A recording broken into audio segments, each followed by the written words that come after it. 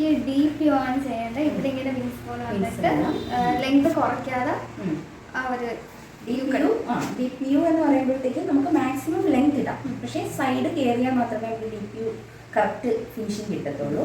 പിന്നെ ഫ്രണ്ട് നമുക്ക് ഒരു വിങ്സ് പോലെ ലെയർ പോലെ ചെയ്ത് ഇടാം. അപ്പോൾ ഫേസ് ഒന്നിച്ചുകൂടി നല്ല ഭംഗി വരും.